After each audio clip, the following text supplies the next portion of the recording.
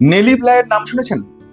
1887 new ইয়র্কে যদি চলে যান তাহলে দেখতে পাবেন এক আমেরিকান মেয়ে একটি পাগলখানায় ঘুরে বেড়াচ্ছে। আসলে সে পাগল নয়, কিন্তু সে পাগল সেজেছে। 10 days in a mad house, একটা বিখ্যাত বই। সেই বই কিসের ওপর উপপাদ্য জানেন? ওই পাগলখানায় পাগল সেজে ঘুরে বেড়ানো ওই মেয়েটির ওপর, যার নাম নেলি ব্লাই। আধুনিক সাংবাদিকতা, যাকে আমরা তদন্তমূলক সাংবাদিকতা বলি, ইনভেস্টিগেটিভ জার্নালিজম, তার পথিকৃৎ ধরা হয় নেলি ব্লাইকে। নেলি ব্লাই শুধুমাত্র আমেরিকায় আটকে নেই, পরবর্তীকালে এরকম নেলি ব্লাই প্রচুর ছড়িয়ে ছিটিয়ে রয়েছেন এদিক ওদিক। বাংলায় এমন কাউকে চেনেন আপনি যাকে নেলি ব্লাই বলা যেতে পারে? যদি মনে হয় তাহলে তার সঙ্গে আজকে আলাপ করাবো। আমার নাম অভিষেক সেনগুপ্ত, আপনি দেখছেন বেঙ্গল পলিটিক্স। আর আজকের আলোচনায় যিনি রয়েছেন তিনি ইউটিউবের বাজারে অত্যন্ত পরিচিত নাম, সুপরিচিত মুখ। তিনি হচ্ছেন রোজিনা রহমান। রোজিনা, বেঙ্গল পলিটিক্সে তোমাকে স্বাগত। নমস্কার। তোমার কেরিয়ার তো নয় করে হলো 7 বছর তো হলোই, আরো বেশি বোধ হয় 8 বছর হলো। এই 8 বছর কেরিয়ারে তোমার সাংবাদিকতা করতে এসে কোথাও মনে হয় যে এই পেশায় পা রেখে অনেক বেশি হারিয়েছো যত না পেয়েছো? না, অনেক কিছু পেয়েছি। আচ্ছা। আর লড়াইটা লড়তে লড়তে অনেক কিছু হারাচ্ছিলাম, এখন অনেক কিছু পেয়েছি। কারণ কেন আমি বলবো, মানে এই যে পরিবর্তনটা, এত বড় একটা পরিবর্তন, যেখানে একটা আমাদের রাজ্যে সবাই বলে যে একটা সরকার এলে সে রয়ে যায়। দীর্ঘ আগে 34 বছর দেখেছি আমরা, তারপর 15 বছর। তবে 15 বছরেই যে মানে সফল হয়ে যাব, মানে সেটা কিন্তু ভাবিনি। কারণ কেন, যেভাবে দেখছিলাম রাজ্যটা শেষ হয়ে যেতে বসেছিল, আমরা ভেবেছিলাম যে আমরা পরিবর্তন করবই। মানে এই মুহূর্তে দাঁড়িয়ে মানুষও চেয়েছিল একবার পরিবর্তন হোক আমাদের রাজ্যে, যাতে আমরা অন্তত এই চোর চোর, মানে একটা বাংলা আর চোর, মানে দুটো যেন প্রতিশব্দ হয়ে উঠছিল। তো সেখান থেকে সরাতে পেরে একটা আমাদের মনে হচ্ছিল, যেখানে মমতা বন্দ্যোপাধ্যায়, অভিষেক বন্দ্যোপাধ্যায়রা ভেবেছিলেন আমরা কোনোদিনই বাংলায় ক্ষমতা থেকে যাব না। কনফিডেন্স তো ছিলই, ওভার কনফিডেন্সও বটে, কিন্তু আমরা কনফিডেন্স ছিলাম এইবারে 26-এ আর যাই হোক মমতা বন্দ্যোপাধ্যায় আর আসবেন না। সেটা তো একটা বড় জয়। কারণ কেন, আমি যদি 8 বছর কাজ করে থাকি, 3 বছর আমি অন্যভাবে কাজ করতাম, আর এই 5-6 বছর টোটালি এই সরকারকে মানে সরানোর বিপক্ষে হয়ে কাজ করতাম, মানে যাতে সরাতে পারি। তো এই কাজটাই তো সফল 5 বছরে। তো কিন্তু রোজিনা, জেনারেলি সাংবাদিক কখনো কোনো এজেন্ডা নিয়ে কাজ করে না। মানে এটা কেন? মানে তোমাকে কি অনেক বেশি তৃণমূলের শিবির থেকে অনেক বেশি জ্বালা যন্ত্রণা তোমাকে ভোগ করতে হয়েছে, সহ্য করতে হয়েছে এই কারণে? না, আমার সত্যি কথা বলতে আমি এত অসহায় চিত্র দেখেছি, মানে বিভিন্ন জায়গা আমাদের রাজ্যের সর্বত্র। আমি রাত জেগেছি চাকরি প্রার্থীদের সঙ্গে, আমি তাদের সঙ্গে গিয়ে দীর্ঘদিন কভার করেছি। তারপর বিভিন্ন রকম এই আরজি করের ক্ষেত্রে, তারপর আনিস খানের ক্ষেত্রে আমি ওইগুলোর সঙ্গে এত সম্পৃক্ত হয়ে গিয়েছিলাম কভার করতে করতে। আমার মনে হয়েছিল কি দরকার আছে দোষীদের আড়াল করার? এই সরকারের, এই সরকার তো ধরে দিতেই পারে। তারা যদি জড়িত না হয়, তাদের সঙ্গে যদি কেউ না থাকে, কেন? মানে আমি কভার করতে করতে সত্যি মানে কখনো কখনো মনে হয়েছে, মানে ঘুম থেকে আমি জাস্ট মানে উঠে বাইরে যাচ্ছি, আমি আমার মায়েরদের সঙ্গেও শেয়ার করেছি যে মা, আনিস খান যেন এসে বলছে যে আমার বিচারটা হলো না। মানে এই রকম ভাবে আমি ঢুকে গিয়েছিলাম। তো এদের প্রতি এই আরজি করের ক্ষেত্রে যখন সবাই কভার করছে, কিন্তু তার মানে কে উনি দেখতে পাচ্ছে না, কিন্তু তার বাড়িতে গিয়ে তো তার সমস্ত কিছু আমরা দেখছি। তার মানে এইগুলো দেখে আমার শুধু মনে হচ্ছে মমতা বন্দ্যোপাধ্যায় কেন দোষীদেরকে ধরিয়ে দিচ্ছে না, কেন এদেরকে আড়াল করছে? উনি যদি না করে থাকে কিছু, তাহলে কেন? আমি এইগুলো করতে করতে এজেন্ডা নিয়ে নিয়েছিলাম এই সরকারকে আর রাখা যাবে না। সাধারণ মানুষের উপর অত্যাচার হলে সেই সরকার তো শাসক, মানে তারা শাসক হতে হতে সর্বগ্রাসী হয়ে যাচ্ছে। সেই সর্বগ্রাসী শাসকটাকে আমাকে সরাতে হবে। আচ্ছা, এটাই মেন এজেন্ডা ছিল। তোমার এগেইনস্ট তৃণমূল তো 9 করে, আমি যা জানি 9 করে প্রায় গোটা 10 তোমার এগেইনস্টে কেস আছে। তুমি যখন প্রথম যেদিন কেস তুমি যখন খেলে, মানে তোমার এগেইনস্টে একটা মামলা যখন হলো, তখন তোমার ফিলিংস কি ছিল এবং ওই মামলাটা কি বিষয়ের উপর ছিল? প্রথম কেস আমাকে কুণাল ঘোষ করেছিল, সজল ঘোষের একটা ইন্টারভিউ। আমাকেও করেছিল। উনি তো একটা দিকে করে খান তো না, উনি বঙ্গ টিভির কেউ করেছে আর আমাকেও করেছে রিপোর্টার হিসেবে। উনি দেখতে চেয়েছিলেন বঙ্গ টিভির মালিকটাকে, মালিক হতে পারবে। আসলে ওনাদের ধারণাই নেই যে কঠোর সংগ্রাম করলে, সৎ পথে থাকলে যে কেউ কাজ করতে পারে। ওনারা ভেবেছিলেন চ্যানেল মানে বিশাল অফিস হতে হবে, বিশাল অনেক কিছু হতে হবে, মানে তবেই তারা চ্যানেলের মালিক হতে পারে। কিন্তু একটা ছোট গ্রাম থেকে এসে একটা মেয়েও যে একটা চ্যানেল চালাতে পারে, তার মালিক হতে পারে, ওনার ধারণাই ছিল না। উনি দেখতে চেয়েছিলেন বঙ্গ টিভির মালিকটাকে। বঙ্গ টিভিকেও একটা উনি পাঠিয়েছিলেন আর আমাকেও একটা রিপোর্টার হিসেবে কেস দিয়েছিলেন। কিন্তু আশ্চর্যের বিষয় ছিল যে সজল ঘোষের বক্তব্যে ওনার কেসটা হয়েছিল, তাকেই কোনো নোটিশ করেনি। মানে কোর্টে যখন কেসটা, আমি যখন এটা নিয়ে হাইকোর্টের দ্বারস্থ হয়, তখন মাননীয় বিচারপতি বলেছিলেন জয় সেনগুপ্ত যে বলেছে বক্তা, তাকে না কেস করে চ্যানেলকে কেস, রিপোর্টারকে কেস। তিনিও অবাক হয়ে গেছিলেন। তখন কুণাল ঘোষের যিনি আইনজীবী ছিলেন, তিনি বলেছিলেন এ বিরোধী দলের মুখপাত্র হিসেবে কাজ করে, এর কাজটা অন্য কিছু নয়, এ পুরো বিরোধী দলের মুখপাত্র হিসেবে ভূমিকা পালন করে। তার মানে সাংবাদিক একটা বিরোধী দলের মুখপাত্র হিসেবে কাজ করাটাই তো কাজ, না শাসক দলের পক্ষে কাজ করা তার কাজ। সাংবাদিক হয়তো বিরোধী দলের পক্ষে হয়তো কাজ করে, কিন্তু বিরোধী প্রশ্নটা তো করবে সে। একদম, মানে সে তো অলওয়েজ বিরোধী, তো শাসককে প্রশ্ন মানে জর্জরিত করবে, এটা সাংবাদিক। ঠিক। এই যে আমি এখন দেখতে পাচ্ছি এই যে ভাবে তৃণমূল কংগ্রেস পতন হয়েছে, ঠিক আছে, আমি ভেবেছিলাম মমতা বন্দ্যোপাধ্যায় এবার বিরোধী দলনেত্রী হিসেবে নামবেন, কভার করব। মমতা বন্দ্যোপাধ্যায় সম্পর্কে আমরা শুনেছি যে বিরোধী দলনেত্রী হিসেবে খুব লড়াকু ছিলেন, বিস্ফোরক নেত্রী বলে বলা হয়। হ্যাঁ, তো আমি ভেবেছিলাম আমি তার কভার করবো। আর আমি তো রাস্তায় থাকতে পছন্দ করি, তো আমি ভেবেছিলাম আবার মমতা বন্দ্যোপাধ্যায়ের কভারের সুযোগ পাবো। কিন্তু এরা এত করাপশনে জর্জরিত যে এরা নিজেদেরকে বাঁচাতেই এখন খুঁজে পাচ্ছে না। মানে বিরোধিতা কি করবে, সাধারণ মানুষের পাশে কি থাকবে, এরা নিজেদেরকে বাঁচানোর জন্য এদিক ওদিক ছুটে বেড়াচ্ছে। আর সাংসদ গুলোও তো দেখলাম যেভাবে সব পাল্টি খেয়ে গেল। তো অ্যাকচুয়ালি আমার মনে বিরোধী পরিসরই নেই এখন। আমরাই বিরোধী, আমাদেরকেই যদি শাসক কিছু করছে আমরাই প্রশ্ন তুলছি, আবার পরবর্তীকালে দেখা যাচ্ছে সংশোধন হয়ে যাচ্ছে। এখন মমতা বন্দ্যোপাধ্যায়ের আর ভূমিকা পাচ্ছি না, কারণ যদি এরা সৎ থাকতো না, সবাই পথে থাকতো। যে কি হয়েছে, আমাদেরকে তো মানুষ 41% ভোট দিয়েছে, আমরা কেন পথে থাকবো না? 41% মানুষ যারা আমাদেরকে বিশ্বাসে রেখেছিল, তাদের ভরসাটাও তো এরা ক্রমশ মিশিয়ে দিচ্ছে। আর যারা বিরোধী, তারা তো কথা বলার কেউ সাহস নেই এই মুহূর্তে দাঁড়িয়ে। রোজিনা, তুমি একটা জিনিস বলো, সাংবাদিক আসলে কি? সাংবাদিক সবসময় শাসককে প্রশ্ন করবে যে আপনি এইটা করলেন কেন, আপনার এটার লজিক কি? আপনি যদি লজিক দিতে না পারেন, তাহলে আপনি নিশ্চিতভাবেই এই কাজটা ঠিক করেননি। এই তো মোটিভ। আমরা সাংবাদিকতা মানে এটাই বুঝি। তুমিও কাগজ থেকে উঠে এসছো, আমাদের এইভাবেই সাংবাদিকতা শেখানো হচ্ছে। আজ বিজেপি ক্ষমতায় এসছে, মানে শাসক বিজেপি, বিরোধী থেকে বিজেপি শাসকে কনভার্ট হয়ে গেছে। একদম। তুমি বিজেপিকে এই একই প্রশ্ন তো করবে নিশ্চয়ই। হ্যাঁ, একই প্রশ্ন। মানে তুমি যদি পুরোনো ইন্টারভিউ কেউ আমার দেখে থাকে, শুভেন্দু অধিকারকে সব থেকে 1-to-1 যদি কেউ প্রশ্ন করে থাকে, আমি তখন অন্য চ্যানেলে চাকরি করতাম, যে আপনি লোডশেডিং করে জিতেছেন, এই প্রশ্নটা রোজিনাই করেছিল। আচ্ছা, উনি উত্তরও দিয়েছিলেন, অ্যাভয়েড করেননি। আমি কঠিন কঠিন প্রশ্ন করেছি, শুধু শুভেন্দু অধিকারী, অভিষেক ব্যানার্জি, সবাইকে আমার প্রশ্নের তীক্ষ্ণতাটাই ওরকম থাকে। সেটা আমি মানুষ, সে ব্যক্তি পরিসর হতে পারে। অ্যাকচুয়ালি আমরা যে প্রশ্নগুলো করতাম, শাসক যদি সেইভাবে আমাদের চ্যানেলগুলো দেখতো বা নিজেরা যদি শুধরানোর চেষ্টা করতো, শুধরে যেতে পারতো, ওনারা যে মন্তব্যগুলো করতো সেইগুলোই তো আমরা বিরোধীদেরকে নিয়ে গিয়ে বলতাম, মমতা ব্যানার্জি এই বলেছে, আপনি কি বলবেন? অভিষেক ব্যানার্জি এটা বলেছে, কি বলবেন? ওনারা যদি শুনে নিতেন বিরোধী দল থেকে যে মুখপাত্র কি বলছেন বা কি সাজিয়ে দিচ্ছেন, ওনাদের কি ভুল হচ্ছে, ওনারা তো সেগুলো ধরেননি। ওনারা যদি এই 5 বছরে রেকটিফাই করতেন, তাহলে ওনারা শুধরে যেতেন অনেক, আমার মনে হয়। রোজিনা, তুমি একটু আগে বলছিলে যে একদম গ্রাম থেকে উঠে আসা একটা মেয়ে, তোমার একটু উঠে আসা ব্যাকগ্রাউন্ড একটু বলো না। মানে অনেকেই তোমার সম্পর্কে জানে, কিন্তু তোমার উঠে আসা গল্প অনেকেই জানে না। আমার একটা আমতার প্রত্যন্ত গ্রাম, ভাটোরা বলে একটা গ্রাম, মানে অনেকেই নামটা গ্রামে শোনেনি এখনো। সাঁকো দিয়ে, হাওড়া রামতা? হ্যাঁ, হাওড়া রামতা। আচ্ছা, সাঁকো দিয়ে যেতে হয় এখনো। তো ব্রিজটা হচ্ছে, দেখি কমপ্লিট হবে বলছে সবাই, কিন্তু এখনো ব্রিজটা হয়ে ওঠেনি। মানে এখনো তোমার বাড়ি যেতে গেলে সাঁকো পেরিয়ে? হ্যাঁ, সাঁকো পেরিয়ে যেতে হয়, আর নৌকা আছে। আচ্ছা। যদি আমরা মেদিনীপুরের দিকে যেতে চাই তাহলে নৌকা দিয়ে পেরিয়ে মেদিনীপুরের দিকে যেতে হয়। আর যদি আমরা এই কলকাতার দিকে আসতে চাই মানে কুলিয়া একটা ঘাট আছে হুম। বা বাক্সি, ওইটা আমরা সাঁকো পেরিয়ে, একটা মাসের সাঁকো আছে, সেই সাঁকোর উপর থেকে আসতে হয়। হুম। তো ওই তুমি সাঁকো পেরিয়ে কলকাতা পর্যন্ত আর সাঁকোটা এই রিসেন্ট হলো, মানে কত বছর হয়েছে, খুব বেশি বছর নয়। আমি যখন পড়াশোনা করতাম এইচএস যখন দিয়ে ওখান থেকে আমি এইচএস পড়েছি। আচ্ছা প্রথমে একটা গ্রামের প্রাথমিক স্কুলে পড়তাম, আচ্ছা কি তার নাম সেই স্কুলের? মক্তব।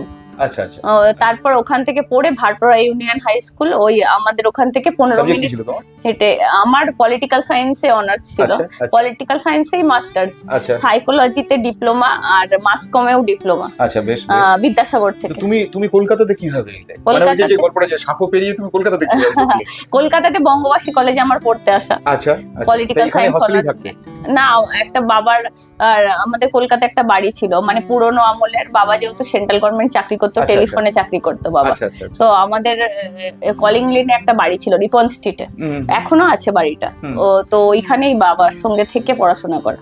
আর আমি প্রথম কলেজে যেতাম, মানে বললে অনেকেই হাসবে এখন, মানে আমি বাসে চড়তাম না, ওই যে এই কলিং লেন মানে লোটাসের মোড় থেকে হেঁটে বুঝেছি। আসাটা বঙ্গবাসী কলেজ, হ্যাঁ। আমি হেঁটে আসতাম। যদি বাসে সবচেয়ে চড়িয়ে বড় রাস্তা। যদি আমি বাসে চড়িয়ে হারিয়ে যাই, আমি যদি মানে ওইটুকু শিখিয়ে দিয়েছিল যতটুকু, ওইটুকু মানে ওইভাবেই আসতাম। মানে গ্রামে প্রথম এসেছি, কলকাতায় প্রথম তো।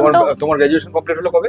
গ্র্যাজুয়েশন 2013। আর মাস্টার্স করলে 15 তে? হ্যাঁ, না আমি তারপরেই 2014 আমি মাস কম করি, আচ্ছা তারপর মাস্টার্স করি, আচ্ছা তারপর সাইকোলজি নিয়ে ডিপ্লোমা করে, আর ডিএলএড ও করেছি, কিন্তু করে তো কিছু লাভ হলো না, আচ্ছা আচ্ছা তো ব্রাহ্ম তুমি থেকে করলাম। আচ্ছা আচ্ছা তো তোমার হঠাৎ মানে সাংবাদিকতার দিকে তুমি এলে কেন? মানে তোমার এটা মনে হলো কেন যে সাংবাদিকতা করা উচিত?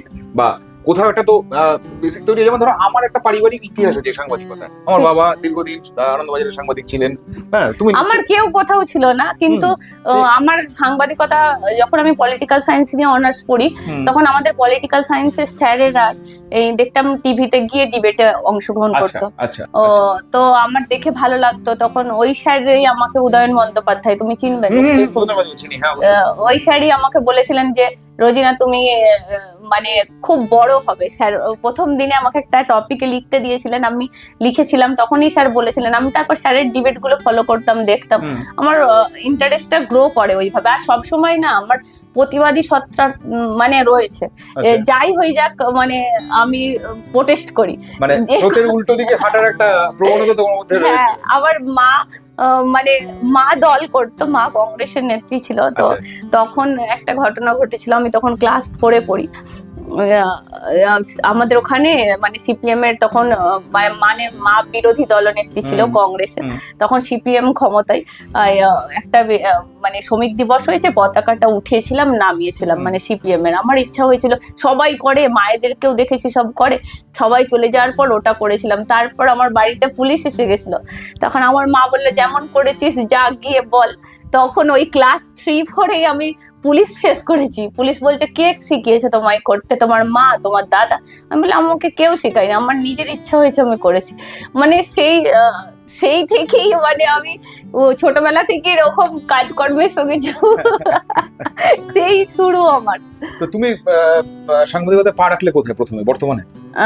না, আমি চ্যানেল 10 থেকে ইন্টার্নশিপ করেছি। আচ্ছা, চ্যানেল 10 ইন্টার্নশিপ করো, তারপরে পেপারে কাজ করা, তারপরে আস্তে আস্তে প্রথম কলকাতা হলে একটা ডিজিটাল মাধ্যমে, তারপর ওটা করতে করতে আমি ভাবলাম আমি নিজে যদি করি তাহলে কেন করতে পারবো না। তখন আমি নিজে থেকে শুরু করলাম, শুরু করে এবার আস্তে আস্তে করে এই পথে এগিয়ে যা। মানে তুমি নিজে যখন ইউটিউব চ্যানেল ক্রিয়েট করলে সেটা কোন বছর? 2022। 2022 মানে যে 26, 4 বছরের মধ্যে তুমি আজকে এদিকে 1 মিলিয়ন, ওদিকে ফেসবুকে 1 মিলিয়ন, মিলিয়নে আছো তুমি। 6 কোটি ভিউয়ারশিপ। তাহলে 6 কোটি ভিউয়ারশিপ, এটা তুমি মাঝে মাঝে লোককে একটু গর্ব নিয়ে বলো আমার 6 কোটি ভিউয়ারশিপ আছে। এটা পার্থ চট্টোপাধ্যায় বলছিল তোমার চ্যানেলে আমাকে সব বলতে হবে কেন? তখন আমি বললাম আমার চ্যানেল আপনি জানেন, আমার চ্যানেল 6 কোটি ভিউয়ারশিপ আছে, মানুষ দেখে আমার চ্যানেল। তো তুমি 22-এ যখন তুমি দেখো একটা জার্নিতে না অনেক সময় ছোটখাটো অনেক গল্প থাকে, আমরা যখন একটা বৃহৎ জায়গায় এসে পৌঁছে তখন আমরা ছোট ছোট গল্পগুলো ভুলে যাই। মানে তুমি হঠাৎ এই যে ধরো বঙ্গ টিভি, তুমি তোমার ইউটিউব চ্যানেলের নাম দেবে, এটা কেন দিলে? পশ্চিমবঙ্গ তো পশ্চিমবঙ্গ মানে এটার জন্য নিশ্চয়ই ভাবনা ছিল কোথাও, হ্যাঁ, তোমার একটা একদম, definitely একদম। কাজ করেছে। তুমি যদি বঙ্গ সার্চ করো দেখবে একটা বঙ্গ একটা সংগ্রাম, মানে একটা আহ, এই যে সংগ্রামটা মানে বঙ্গ টিভির অর্থ তুমি যদি সার্চ করো দেখতে পাবে এরকম একটা সম্প্রদায় ছিল, তারা প্রচুর সংগ্রাম করেছে, আচ্ছা। সংগ্রাম করে উঠে এসছে। তো সেইখান থেকেই আমি বঙ্গ আর পশ্চিমবঙ্গ মানে একটা বাংলার যোগ, আর সেই জন্যই আমি বঙ্গ টিভি নাম দিয়েছি, যে আমি শুধু পশ্চিমবঙ্গের মধ্যে আপাতত থাকবো, পশ্চিমবঙ্গকে নিয়েই ফোকাস করব, পুরোটাই আমার কাজ হবে পশ্চিমবঙ্গকে নিয়ে। সেই জন্যই বঙ্গ টিভি। আমি ভাবতেও পারিনি এত বঙ্গ টিভি মানুষের ঘরে ঘরে পৌঁছে যাবে। যখন শুরু করেছিলাম তখন চেষ্টা করেছিলাম যে যাই হয়ে যাক সব থেকে বেস্ট খবর করবো, যাই অনেকেই তখন বলতো যে একা এগিয়ে এইভাবে আসছে, তবে বক্তারা আমাকে খুব পছন্দ করতো যে একটা মেয়ে লড়াই করছে, পেছনে কেউ নেই। সবাই যারা আমাকে খুব কাছ থেকে জানে তারা জানে যে এর পেছনে কেউ নেই, এই একাই লড়াই করছে। সে রাত 2টো বলো 1টা বলো, চাকরি প্রার্থীরা এখানে আসছে, কেউ পৌঁছে গেছে, সেখানে আমি ছুটে চলে যেতাম। মানে আমার ওই রকম, মানে আমি প্রচন্ড, মানে আমি বলছি তো এখনো আমি এতটা খাটি, আমি বলছি এইভাবেই কাজ করে যাব যতদিন পারবো, দেখি। দেখো এই যে লড়াই তুমি বলছো যে আমি কার্যত 24/7 পরিশ্রম করেছি, আজও করি। আমি কখন ঘুমাই আমার বাড়ির লোক সত্যি জানে না, মানে আমি কখন ঘুমাই কখন জাগি, আমার মানে পুরোটাই আমার বঙ্গ টিভি, আমার ধ্যান জ্ঞান সবকিছু। তুমি যখন প্রথম শুরু করেছিলে তখন তো তোমার টিম ছিল না, না আমার সঙ্গে 2জন ছিল, মানে আমাকে একজন এডিটর সে সাহায্য করেছে, আর একজন ছিল আমার ক্যামেরা পার্সন, সেও সাহায্য করেছে, কিন্তু কিছু টাকা তাদেরকে দিতে হতো, যেটা আমি আমার হাজবেন্ডের থেকে নিয়ে তাদেরকে দিতাম। আর আরেকজন যে এডিট করতো তারও চ্যানেলে আমি কিছু কিছু কাজ করে দিতাম, তার বিনিময়ে তার হয়ে যেত। মানে এইভাবে শুরু করেছিলাম, আর নিজেরটা কিছুই ভাবতাম না। এরকম করে 3 মাস কাজ করার পর আমার চ্যানেলটা মনিটাইজ হয়। আচ্ছা, তারপর আস্তে আস্তে তো আজকে তারপর আস্তে আস্তে সাম্রাজ্য খুলে বসেছো প্রায়। এখন আমার সঙ্গে যারা আছে তারা এই মানে যদি চ্যানেলের কিছু ক্ষতি হয় বা আমাদের তো অনেক সময় কপিরাইট ক্লেম আসে, এই যে তখন আমার সঙ্গে যারা এখন কাজ করে তারা সবাই বলে দিদি আপনি কিছু না দিলেও আমরা কাজ করব, মানে এতটাই তারাও এই কাজের মধ্যে ঢুকে গেছে আমার সঙ্গে। বুঝতে পেরেছি। রোজিনা, তোমার এই যে 8 বছরের সাংবাদিকতা, এই 8 বছরের সাংবাদিকতার মধ্যে ধরো এমন কোনো ঘটনা আছে যেটা তোমাকে ভীষণ ভাবে হার্ট করেছে, মানে তোমার মনে হয়েছে যে সাংবাদিকতা ছেড়েই দেবো, করবোই না? সাংবাদিকতা ছেড়ে দেবো না, মনের মধ্যে জোর হয়েছে, কিন্তু আমি খুব আপসেট হয়ে গেছিলাম হাইকোর্টে যখন আমাকে মারা হয়েছিল ঘিরে ধরে, আমাকে আমার ক্যামেরা পার্সনকে যাচ্ছে তাই ভাবে, মানে ওইটাই আমি এত আপসেট হয়ে গেছিলাম। আমি ওই হাইকোর্টে ওরা মানে তৃণমূলের সব আইনজীবীরা জমায়েত হয়েছিল, তো কেন জমায়েত হয়েছিল আমি ওদেরকে জিজ্ঞাসা করতে গেছিলাম, আর আমার ক্যামেরা পার্সন এই যেমন স্ট্যান্ড করে তুমি ক্যামেরা করছো, তো স্ট্যান্ড করে ও দাঁড়িয়েছিল যে আমি যদি বলি ও কভার শুরু করবে। আমি ওদেরকে জিজ্ঞাসা, তার মধ্যেই দেখি 4-5টা মহিলা আইনজীবী এসে আমার ক্যামেরা পার্সনকে বলছে এই তুই ক্যামেরা করছিস, মানে তার উপর চড় থাপ্পড় শুরু করে, তারপর তাকে আটকাতে গিয়ে আমার মোবাইলকে কেড়ে নিয়ে আমার সঙ্গে শুরু করে ওরা। এবার আমি তো প্রথমত আমি প্রচুর মানে ওইভাবে আক্রমণের শিকার হবো, আমি জানি কভার করতে এসে কভার, ওরা এমন কি করছিল যে ওদের ওইটা মানে ক্যামেরা করা যাবে না। ক্যামেরা তো প্রথমত করি না, আমরা স্ট্যান্ড সাজিয়ে রাখি, সবসময় বলি তুমি রেডি থাকবে, আমি যখন বলবো করবে। তো ওইভাবে আমাদেরকে প্রচুর হেনস্থা করেছিল আমাকে, তো মানে আমি ওইখানে প্রচুর মানে এতটা কেঁদে ফেলেছিলাম, পরবর্তী ক্ষেত্রে থানায় গিয়ে কমপ্লেন করে তারপর আমি নিজেকে ওখানে রাখতে পারিনি, মানে ওখানে প্রচুর হ্যারেস্ট হয়েছিলাম, যেটা আমি মানসিকভাবে খুব ট্রমাটাইজ হয়ে গেছিলাম।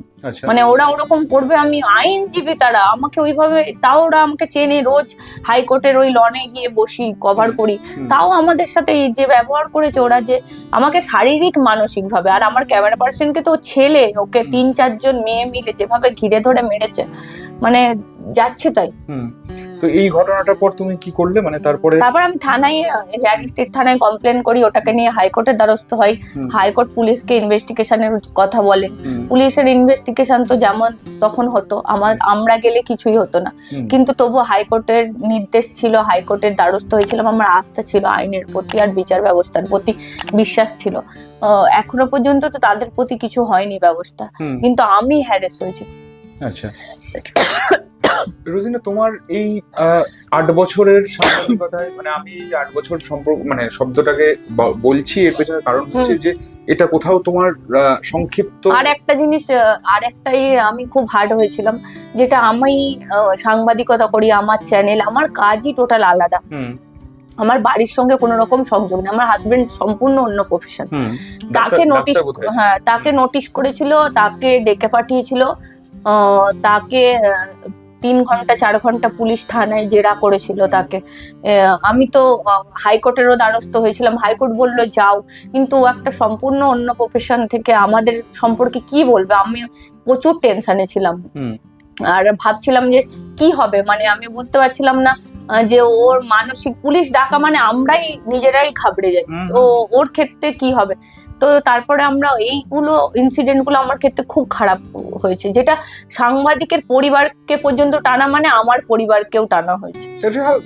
সেটা তো বটেই। আর এই ইনসিডেন্ট গুলো কি তোমাকে ভিতরে ভিতরে আরো শক্ত করেছে, আরো লড়াকু করেছে? হ্যাঁ, আমি তো এসপি কে বলেছিলাম, আরো বিরোধী হয়ে উঠেছে। আমি এসপি কে বলেছিলাম আপনাকে থাপ্পড় মারবো, কোন নোটিশে কি করতে হয় আপনি জানেন, মানে জাস্ট আইনি থাপ্পড় আপনি খাবেন। মানে আমি মাথা আমার প্রচন্ড গরম হয়ে গেছিল। আমি যা এইটা নিয়ে সুমন দেও প্রতিবাদ করেছিল, এবিপিতেও অনেকবার সরব হয়েছিলেন যে কেন পরিবারকে কেন টানা হচ্ছে, এটা আমরা সাংবাদিকরা চাইনি।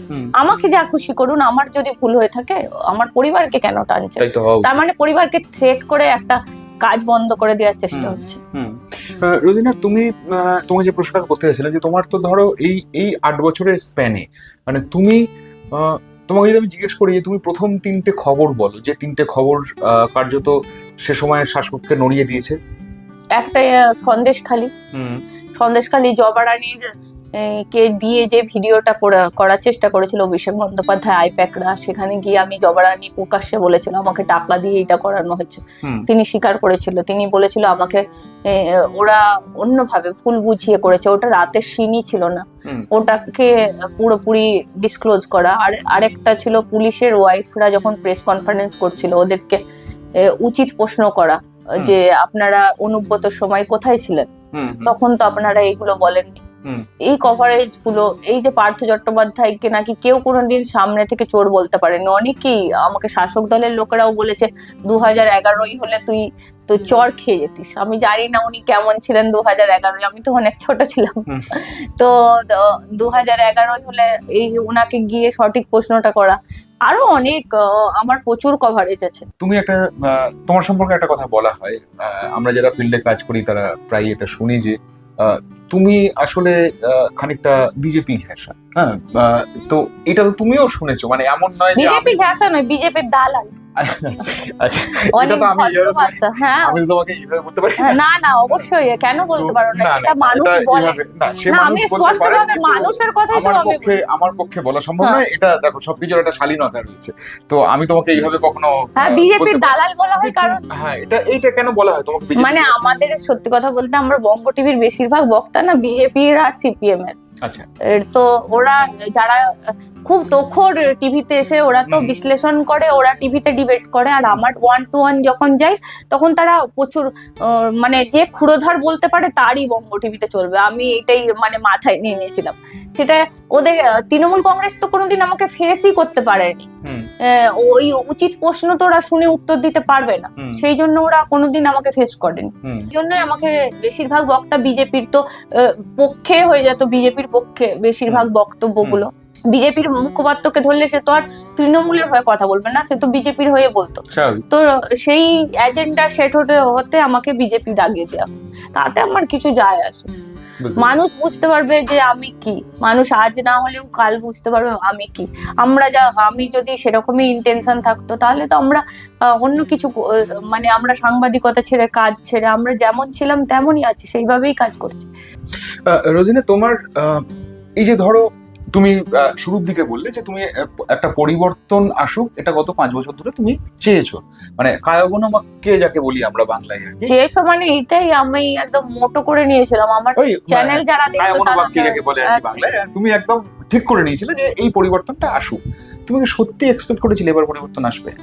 হ্যাঁ 100%। কিরকম ভাবে এক্সপেক্ট করেছিলে? মানে একজন সাংবাদিক কিন্তু দেখো, এটা নিয়ে কোনো সন্দেহ নেই, তুমি যদি এক্সপেক্ট করে থাকো তাহলে তুমি সাংবাদিকটাই এক্সপেক্ট করতে পারছো, একদম কারণ সাংবাদিক প্রথম ওই পদধ্বনিটা শুনতে পায়। ঠিক। হ্যাঁ, তো তুমি কিভাবে, তোমার মনে হলো যে এবারে পাশা বদলে যেতে পারে এবং বিজেপি আসতে পারে? হ্যাঁ, কোন পজিশনে মনে হলো তোমার? যখন আমরা রাস্তাঘাটে বেরোতাম, মানে বিরোধী কথা বলি তো, তো আমাদের মানুষজনের থেকে আমরা প্রচুর ভালোবাসা পেতাম।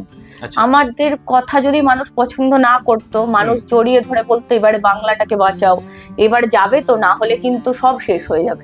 এই কথাগুলো আমাদেরকে শুনতে শুনতে শুনতে শুনতে আমরা ক্রমশ হাওয়া বুঝতে পারছিলাম। এবং এমনকি যখন আমি মুর্শিদাবাদে কভারেজে গেলাম, বেলডাঙ্গায় যেখানে এত ঘটনা ঘটেছে, এত রকম পরিস্থিতি সৃষ্টি হয়েছে, সেখানে সংখ্যালঘুদের সামনে কথা বলে, সংখ্যালঘুদের সঙ্গে কথা বলেছিলাম। তারপরে ওখানে পঞ্চায়েতের সামনে সংখ্যালঘুরা দাঁড়িয়ে বলেছিল এইবারে আজ যাই হোক আমি তৃণমূলকে আর ভোট দেবো না। ওরা বলেছিল আমরা তৃণমূলের দিকে যাচ্ছি না।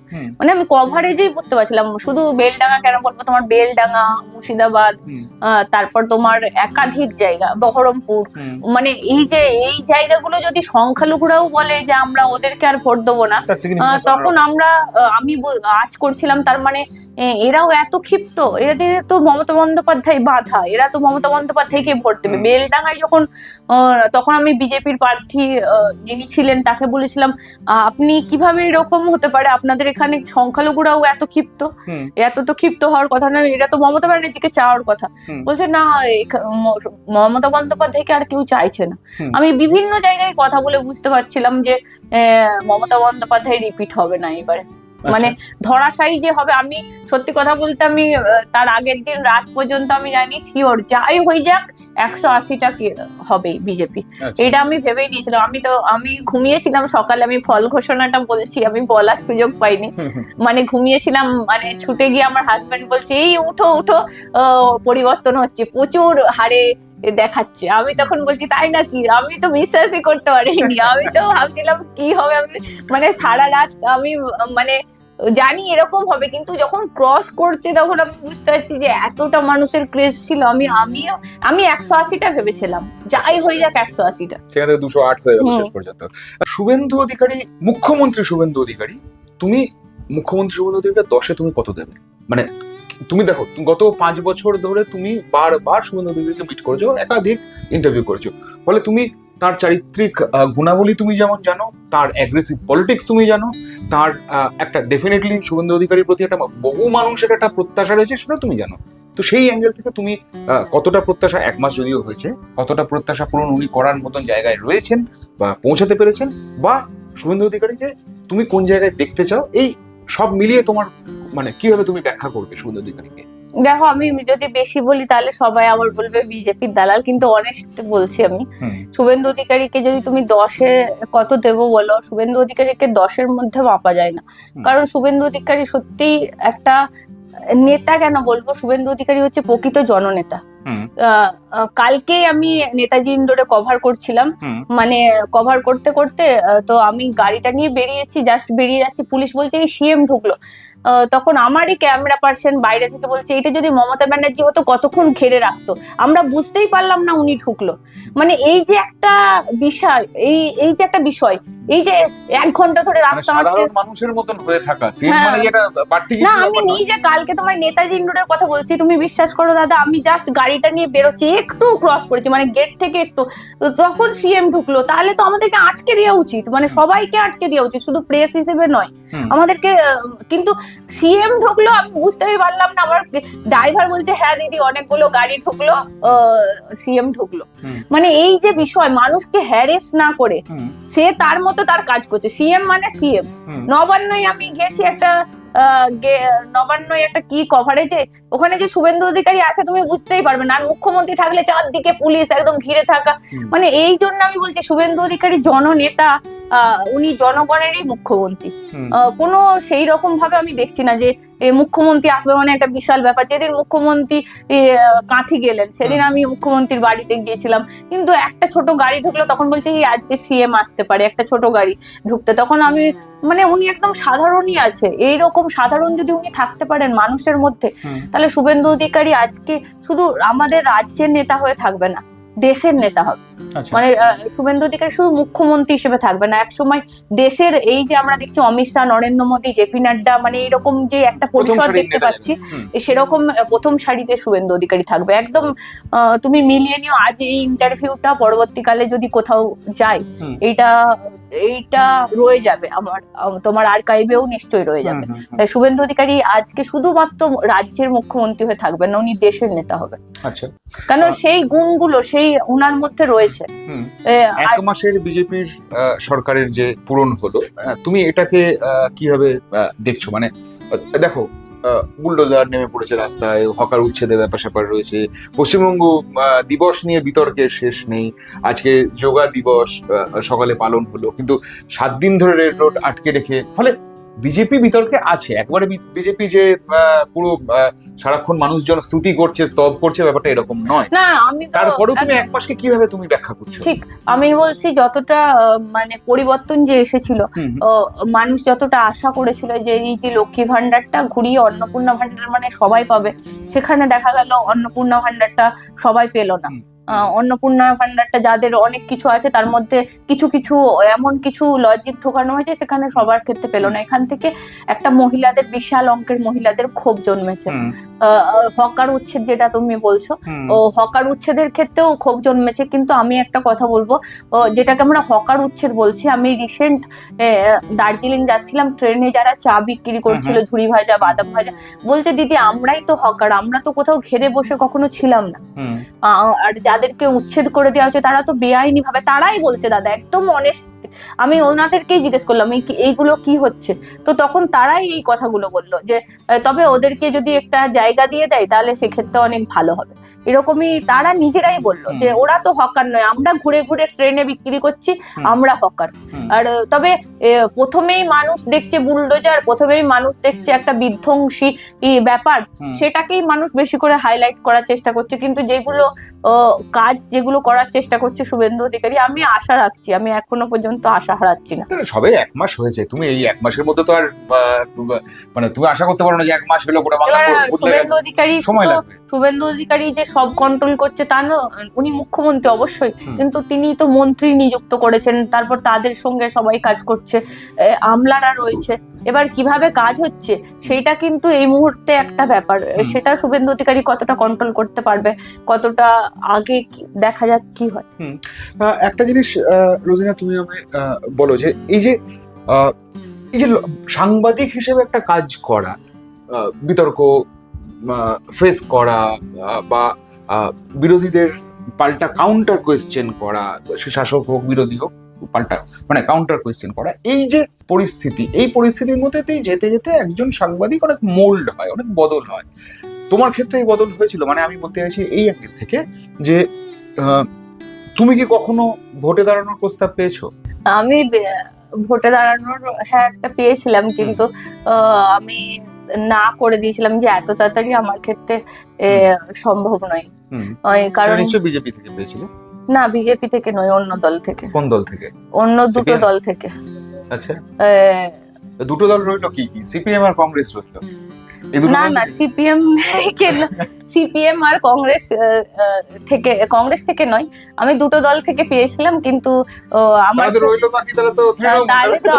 তৃণমূল থেকে না। আমার ক্ষেত্রে সত্যি কথা বলতে আমি তখন বলেছিলাম না, এত তাড়াতাড়ি আমি করতে চাইছি না, বিজেপি থেকে নয়, কারণ বিজেপি প্রথম থেকে। তুমি আমাকে জিনিস বলো, তুমি বিজেপি থেকে নয় বলছো, তৃণমূল থেকে নয় বলছো, তারপরে থাকে দুটো দল, তুমি বলছো না কংগ্রেস থেকে নয়, তাহলে সিপিএম আর কোন দল হবে? তাহলে হুমায়ুন কবিরের দল নাকি নওশাদ সিদ্দিকীর দল? আমি পেয়েছিলাম, আমি ভেবেছিলাম যে এত তাড়াতাড়ি আমার ক্ষেত্রে উচিত হবে না, কারণ কেন আমি এক্ষুনি আমি নিজে রেডি। রাজনীতি করতে গেলে যেগুলো লাগে, আমি তো পাওয়ার জন্য রাজনীতি করব না, জীবনে আমি অনেক কিছুই পেয়েছি, আমার আর কিছু দরকার নেই। একটা মানুষের বেঁচে থাকতে গেলে ডাল ভাত যা দরকার হয়, কিন্তু আমি তখন প্রিপেয়ার ছিলাম না। এবার আমি পরবর্তীকালে আমি নিজে রিয়েলাইজ করেছি যে সিস্টেমে আসাটা খুব জরুরি। মানে আমি যে বলবো রাজনীতি করব না, মানুষের জন্য ভদ্রলোকেরাও তো আজকে রাজনীতি করছে, অনেক মানে মানুষ উঠে আসছে।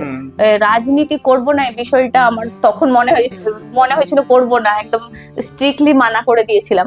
তারপর মনে হয়েছিল না, ভুল, আমার সিদ্ধান্ত ভুল ছিল, দাঁড়ালেও হতো, দেখা যেত। কিন্তু আমি চেয়েছিলাম আমার এত সংখ্যক দর্শক তারা নিরাশ হয়ে যায়, তারা যদি ডাইভার্ট হয়ে যায়, তো সেক্ষেত্রে আমি খুব মানে চিন্তায় পড়ে গেছিলাম। তোমার আগামী দিনে পরিকল্পনা আছে, মানে তুমি আরেকটু নিজেকে প্রিপেয়ার করে আরেকটু মানে সময় উপযোগী করে তুলে তুমি মানে কি হয়, মানুষ অভিজ্ঞতা অর্জন করতে করতে একটা দিকে যায়, মানে তুমি আরেকটু অভিজ্ঞ হলে তুমি ওই দিকটাতে যাবে, মানে এরকম ভাবনা চিন্তা কি তোমার করা আছে? রাজনীতি আমি করবো, আচ্ছা, আজ না হলে কাল। আচ্ছা, কারণ কেন, আমি পলিটিক্যাল সায়েন্স নিয়ে পড়াশোনা করেছি, আর রাজনীতি আমার আর রাজনৈতিক অভিজ্ঞতা আমার মনে হয় এই কদিন সাংবাদিকতা করতে করতে যতটুকু অর্জন করেছি, তাতে মানুষের জন্য কাজ করার জন্য, যারা বলে মানুষের সাথে মানুষের পাশে, আমার ওই কথাটা খুব খারাপ লাগে। আমার মনে হয় যদি তুমি মানুষের জন্যই কাজ করতে চাই, যে আজকে যেভাবে এদেরকে দেখছি সব গিরগিটিয়ে দিক থেকে ওদিক হচ্ছে নিজেরা বাঁচার জন্য, আমার মনে হয় এখন স্বচ্ছ মানে মানুষরা আসা উচিত। এখন বিরোধী পরিসরে অনেক কাজ করার সুযোগ, বিরোধী যদি সত্যি এখন যদি একটা প্রকৃত নতুন দল উঠে আসে, তারা কিন্তু অনেক কাজ করতে পারে, যাদের কোনো কালিমালিপ্ত নয়, যারা দুর্নীতিগ্রস্ত নয়, একদম একদম। তারা যদি আজকে যদি দেখবে অল্টারনেটিভ কেউ দল হয় না, তাদের সঙ্গে মানুষ কিন্তু বেরোতে পছন্দ করবে, বেরোবে। কারণ যারা এখন অলরেডি বিরোধী আছে তাদেরকে মানুষ অতটা আস্থায় বা তাদেরকে আস্থাই পাচ্ছে না। কি করবেন মমতা বন্দ্যোপাধ্যায় 20 জন বিধায়ক নেই, তাই না? 2 জন বিধায়ক আর 8 জন সাংসদ। সেটাই। আর তবে কি করবে বলাটা ভুল, বিজেপি তো 3টে বিধায়ক নিয়েও বিরোধিতা করেছে, বিরোধিতা থেকে 77টা, হ্যাঁ 77টাই পৌঁছেছেন। মনে জোর রাখতে হবে। আমি বলছি এরা এত করাপ্টেড না, আর ঘুরে দাঁড়ানোর জায়গা নেই। যদি স্বচ্ছ কোনো মুখ আসে, অবশ্যই রাজনীতি আরো ভালো হবে, আরো বেটার হবে। আমার মনে হয় রাজনীতি প্রত্যেকটা মানুষেরই করা উচিত, শুধু রোজিনাদের কেন। আর আমি যদি সত্যি কথা বলতে, আমার না মানে নিজে থেকে তো খুব বেশি করতে পারি না, যতটুকু করার চেষ্টা করি। আমার খুব ইচ্ছা আছে, আমি যাদেরকে ফুটপাতে দেখি তাদেরকে দেখে আমার এত কষ্ট হয় না, ওদের জন্য কেউ ভাবে না, কেউ ভাবে না। শুধু সবাই বলে এই ওদেরকে বাড়ি দিয়ে দিলাম, ফ্ল্যাট দিয়ে দিলাম, এই দিয়ে দিলাম। ওদের বাচ্চাগুলোকে দেখলে আমার এত কষ্ট হয়, এত কষ্ট হয়। মনে হয় যাদের কাছে আছে, তোমাদের কাছে আছে, সরকার দিচ্ছে, তোমাদের নিজস্ব ইনকাম আছে, এত টাকা, তোমরা টাকার উপর শুয়ে আছো, ওদেরকে যদি হেল্প করে কি কমে যাবে? আমার শুধু এইটুকুই মনে হয়। আমার ক্ষেত্রে যতটুকু হয় আমি সবাইকে হেল্প করার চেষ্টা করি, কিন্তু আমার শুধু মনে হয় ওরা তো সিস্টেমে আছে, ওরা কেন এদেরকে পরিবর্তন করছে না? আমার এইটার জন্য আমার খুব কষ্ট হয়। আমি যদি কোনোদিন রাজনীতি করি, এই ব্যক্তিগুলোর কার্যত পরিস্থিতি চেঞ্জ করার জন্য রাজনীতি করবো। আমি ছোটবেলা থেকে এদেরকে ফুটপাতে দেখে আমি অনেক কষ্ট পাই। আমি চেষ্টা করব তাদেরকে, যদি তোমাদেরকে ছোট করে ঘর করে তাদেরকে যদি থাকার ব্যবস্থা করে দেওয়া হয়, তাহলে তাদের বাচ্চাগুলো, আমার বাচ্চা একটা ভালোভাবে মানুষ হবে, আমার বাচ্চা ভালো খাবে, আর ওই বাচ্চাগুলো ওইভাবে থাকবে। মানে আমার ওদেরকে দেখে সত্যিই খুব কষ্ট হয়। আমি যদি রাজনীতিতে নামি কোনোদিন, যদি রাজনীতি কোনোদিন করি, আমি ওদের উন্নয়নের জন্য করব। আমি সত্যিই খুব মানে কষ্ট পাই ওদেরকে দেখে। আমার প্রত্যেক মুহূর্তে গাড়িতে যেতে হোক, যাই যেতে হোক, ওদেরকে জিজ্ঞাসা করি তোমরা কি করতে চাও, কি বেশিরভাগ সময় আমি জিজ্ঞাসা করি, ওদের সাথে কথা বলার চেষ্টা করি। এতটা আমার কষ্ট হয়, বিশেষ করে বাচ্চাদের জন্য। রোজিনা, দেখো আমরা তো সাংবাদিকরা তো বেসিক্যালি একটা সময়ের ধারা বিবরণী তুলে ধরি আমরা। সেই সময়ের মধ্যে দিয়ে অনেক মানুষ আসেন যাদেরকে আমাদের মনে হয় যে আচ্ছা এই মানুষটা ভালো, আমাদের মনে হয় যে এই মানুষটা নেওয়া যাচ্ছে না, ঠিকঠাক লাগছে না, এই মানুষটাকে গ্রহণ করবো না। এটা আমরা অনেক ক্ষেত্রে ভেতরে রাখি, অনেক ক্ষেত্রে বেরিয়েও আসে। মানুষ at the end of the day তো আমরাও তো মানুষ। তো এরকম তুমি যখন সায়নী ঘোষ, রচনা ব্যানার্জি, তুমি জুন মালিয়া, এদেরকে যখন দেখো, তখন কোথাও কি তোমার মানে তোমার অভিব্যক্তি কি তৈরি হয়, তোমার ভেতরে কি অনুরণন চলে তখন? আমার মনে হয় এই সায়নী ঘোষরা হচ্ছে, তুমি দেখবে অনেক সময় সায়নী ঘোষ বলো, রচনা ব্যানার্জি বলো, জুন মালিয়া বলো, এরা অ্যাকচুয়ালি রাজনীতির প্রোডাক্ট তো নয় না। প্রথম থেকে তো এরা কিছু সংগ্রাম জানে না। রাজনীতি কি জিনিস এদের হয়তো পূর্বপুরুষরা কেউই ছিল না রাজনীতিতে। আমি এরকম বলবো না যে রাজনীতিতে কারোর কেউ থাকলেই তবে তুমি রাজনীতি করো, এরকমটাও বলছি না। কিন্তু এরা তো অভিনয় করতে করতে নিজেরা একটা পরিচিত ফেস হয়েছে, সেই জন্য রাজনীতিতে চলে এসেছে। আর এদেরকে যে দলগুলো আশ্রয় দিয়েছে তাদেরও ভাবা উচিত। আমি তো রচনা ব্যানার্জিকে প্রশ্ন করেছিলাম যে আপনি দিদি নাম্বার 1 থেকে কি চোর নাম্বার 1 হতে ঘটে যাচ্ছে না, এই প্রশ্ন আমারই ছিল ওনার কাছে। উনি তখন বললেন না চুরি কেন, দুর্নীতি কেন, এগুলো উনি বলেছিলেন। আজকে দেখো উনি বলছেন বাংলাকে নাম্বার 1 দেখতে চাই বিজেপির হাত ধরে। কি করে হতে পারে? তুমি তখন উন্নয়নের ঝোঁককে ছাপ দিলে, আজকে তুমি বিজেপির হাত ধরে 1 নাম্বার দেখতে চাইছো, মানে দিদি নাম্বার 1 থেকে চোর নাম্বার 1 হয়ে আবার বাংলা। এটা কি সর্ট অফ দ্বিচারিতা মনে হয় তোমার? মানে কোথাও হ্যাঁ, আমার এদের রাজনীতি, এদেরকে দেখে ছিটে পোটা আমি শিখি না, আমার ঘেন্না ধরে এদেরকে দেখে, সত্যি কথা বলতে আমার ঘেন্না হয়।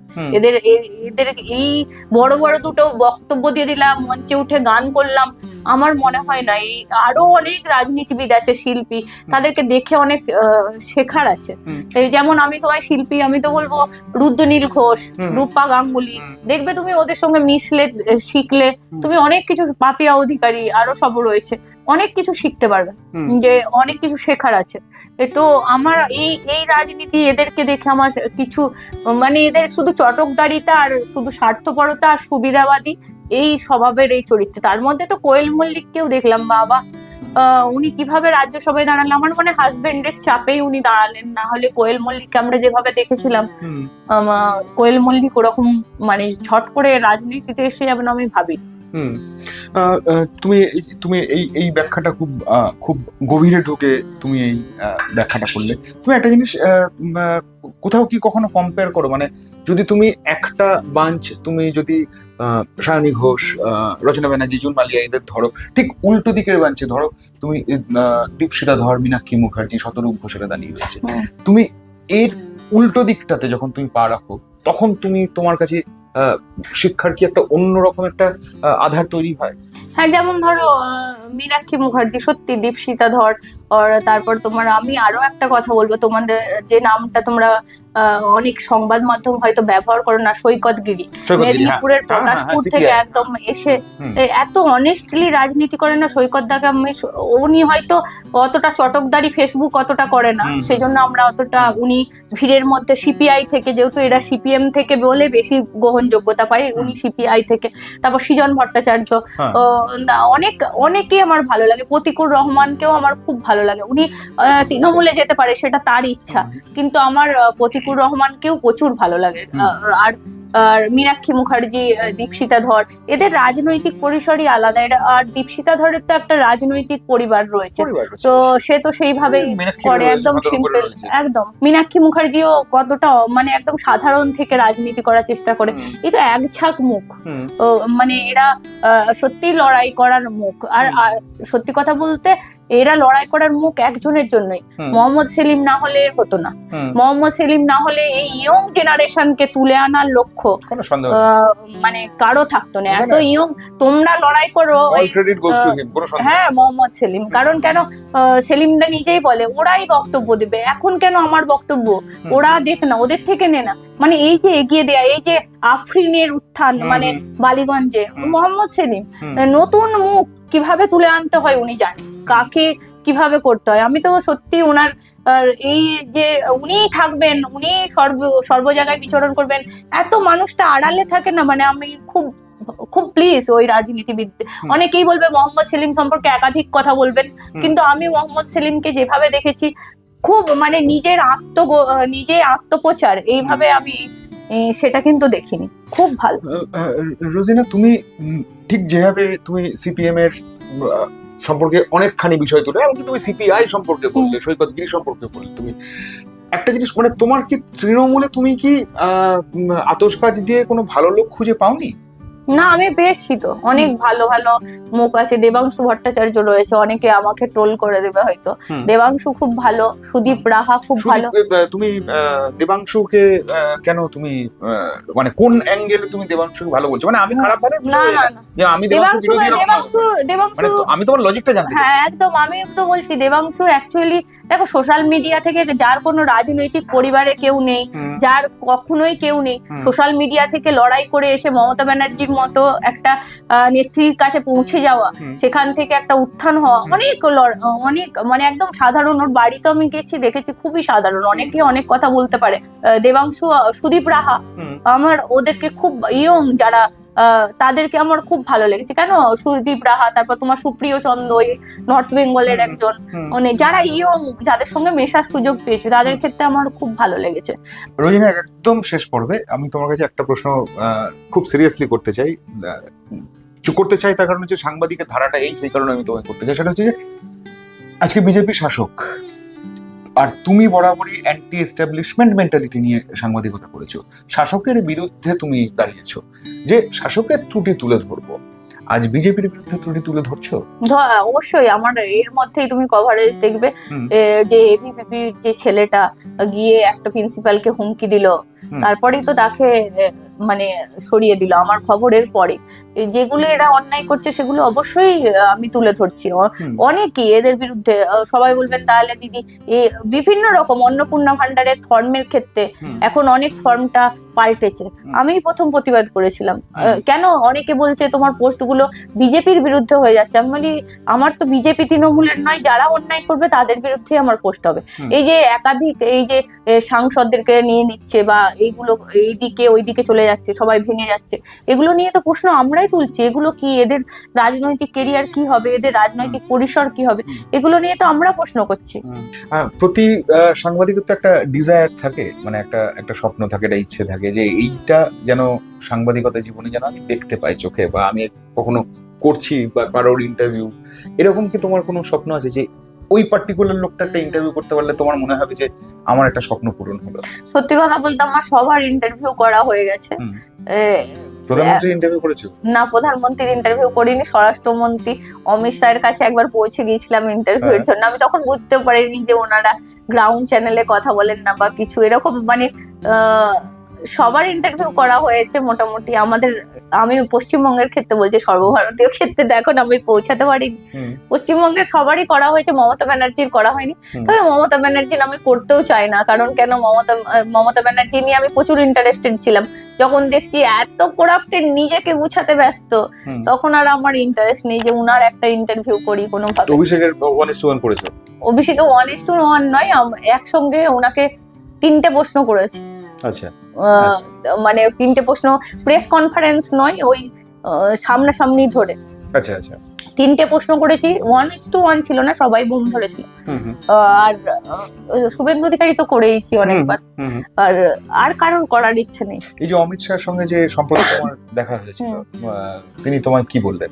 অমিত শাহের সঙ্গে অমিত শাহকে আমি বললাম যে আপনি বাংলার জন্য এত আক্রমণ শুনলেন, মেন বাংলায় আপনাকেই সবাই আক্রমণ করেছে। অমিত শাহ কেই সবাই আক্রমণ করছিল না, মমতা বন্দ্যোপাধ্যায় থেকে শুরু করে আক্রমণের কেন্দ্রবিন্দু অমিত শাহ। তখন অমিত শাহ আমাকে খুব কাছ থেকে, মানে কাছে ডেকে বললেন, দেখ, মানে ওনারা তো হিন্দিতে কথা বলে, আমাকে বললেন দেখো এই আক্রমণটা আমার পার্টির উদ্দেশ্যে উনি করেছেন। আমি যদি অমিত শাহ যদি বিজেপি না করতাম, ব্যক্তি অমিত শাহকে কেউ চিনতও না, কেউ এই ধরনের আক্রমণও করতো না।